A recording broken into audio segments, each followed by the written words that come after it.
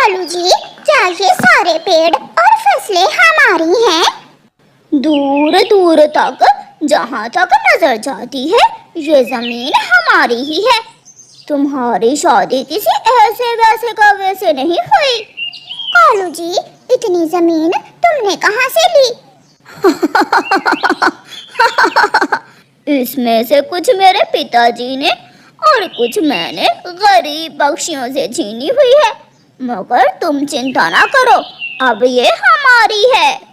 धूप से बचाने के लिए एक गरीब मुलाजिम गोरी कौवी का छाता पकड़े हुए था। उसी गरीब मोहल्ले में एक तोता रहता था।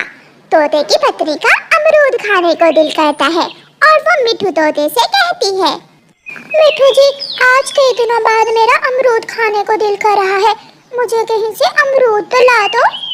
मैं अभी जाता हूँ और तुम्हारे लिए मीठा अमरूद लाता हूँ, तब तक तुम घर की सफाई कर लो। मिठू तोता जाता है। उसे खेत में एक अमरूद का पेड़ दिखता है। तोता जानता था कि ये पेड़ कौवे का है। वो कौवे को इधर उधर देखता है, मगर कौवा खेत में नहीं था। मैं एक अमरूद तोड़कर ले जाता हूँ और फिर बाद में कौवे को बता दूंगा। तोता ऐसे सोचकर एक अमरूद तोड़ लेता है। पीछे से गोरी कौवी आ जाती है। मोटी चोंच वाले तोते, ये अमरूद तेरे बाप का है? मैं जा रहा था बताने कालू कौवे को, बस एक ही तोड़ा है। ला, ये अमरूद मुझे दे। तू पानी देता रहा है ना इस पेड़ को, शक्ल देखिए अपनी। अगर दोबारा मुझे हमारे खेतों में नजर आए तो पेड़ से उल्टा लटका दूंगी।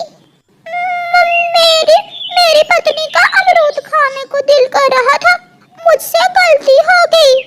तोता वहाँ से चला जाता है। गोरी का गुस्सा अभी तक कम नहीं हुआ था। वो तोते के पीछे ही उसके घर जाती है। आप इतनी जल्दी अमरूद लेकर आ गए? नहीं हरियाली, अमरूद तो कहीं से भी नहीं मिला। इतने में गोरी कौवी भी आ जाती है। सीधी बात बताओ ना अपनी पत्नी को कि चोरी किया था अमरूद और मैंने रंगे हाथों पकड़ लिया। आप यहाँ क्यों आए हैं? मोटी चोंच वाले, तू बिना बताए मेरे खेत में चोरी करने जा सकता है और मैं यहाँ नहीं आ सकती। तुम क्यों आई हो? का लगता ना हो तो।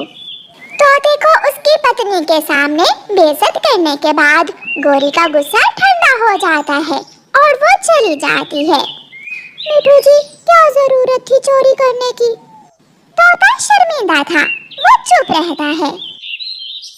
अभी कुछ ही दिन गुजरे थे कि कबूतर की एक बकरी जिसका नाम स्वीटो था, वो घास चरते चरते कौवे के खेत में चली जाती है। कालू कौवा और गोरी कौवी अपने खेत में झूले पर बैठे हुए थे। गोरी, वो बकरी है। रामो, जल्दी पकड़ो वो बकरी। कालू कौवा अपने नौकर से कहता है और कौवे का नौकर जल्दी से वो बकरी पकड़ लेता है। इसे पेड़ के साथ बांध दो, 2 दिन भूखी प्यासी रहेगी तो अकल ठिकाने आ जाएगी। सुनो, इसे ना पानी देना ना घास, इसे सजा मिलनी चाहिए मेरे खेत में आने की। कौवा बहुत जालिम जमींदार था। वो पक्षी तो क्या, किसी जानवर को भी अपने खेत में नहीं आने देता था। चिड़िया, मेरी बकरी सुबह से नहीं मिल रही, क्या तुमने देखा है उसे कहीं? कबूतर भैया, जब मैं अपनी गाय के लिए घास लेने जा रही थी तो तुम्हारी बकरी कालू कौवे के खेत की तरफ जा रही थी। मैंने 2 बार उसे रोका था। कहीं मेरी बकरी कौवों के खेत में ना चली गई हो। कबूतर जल्दी जल्दी से कौवे के खेत में जाता है। उल्लू, मेरी ये बकरी यहाँ क्यों बांध रखी है? इसे छोड़ दो। इसे जमींदार कौवा बांध कर गया है। इसने खेत से घास खाई थी और फसल खराब की थी। इसे कौवा मालिक ही छोड़ सकता है। कबूतर वहाँ से सीधा कौवे की हवेली जाता है। साहिब, गलती हो गई, आज के बाद कभी भी मेरी बकरी आपके खेत में नहीं आएगी। बस एक बार मेरी बकरी को छोड़ दें।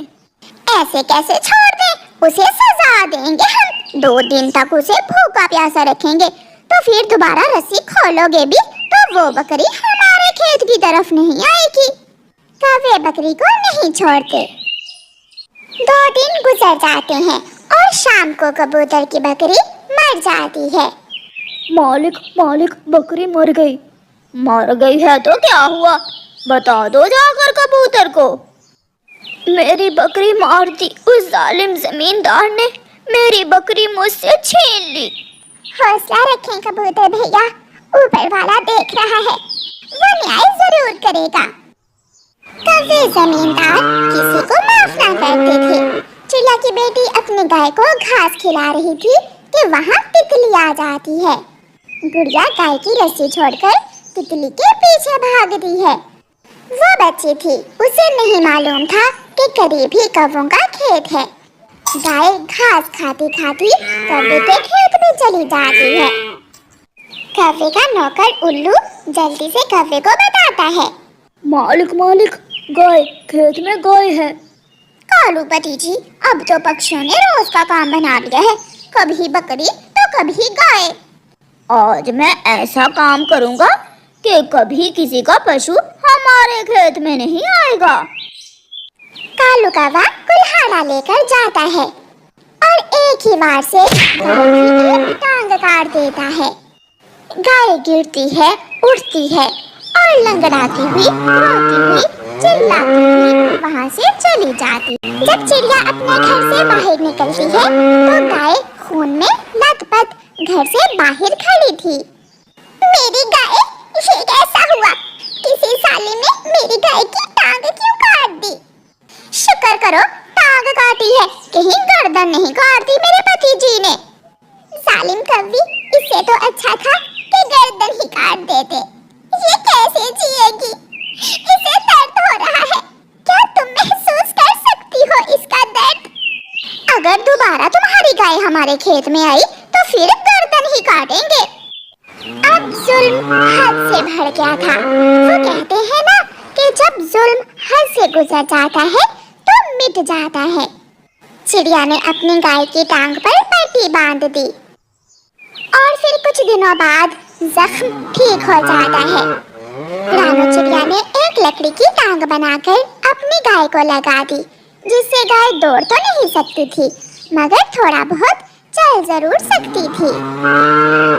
बरसात का मौसम था, बारिश शुरू हो जाती है।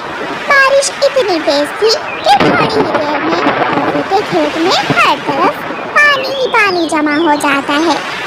मकई की फसल तो पूरी तरह पानी में डूब जाती है और फलदार पेड़ जड़ से उखड़ जाते हैं। कालू जी, अगर ऐसे ही तेज बारिश होती रही तो सब खत्म हो जाएगा। सब डरते हैं मुझसे, मगर इन बादलों का मैं कुछ नहीं बिगाड़ सकता। मैं खेत का पानी नदी में निकाल देता हूँ। कौवा अपने नौकर के साथ खेत में जाता है और अपने खेत का पानी नदी में निकालने लगता है।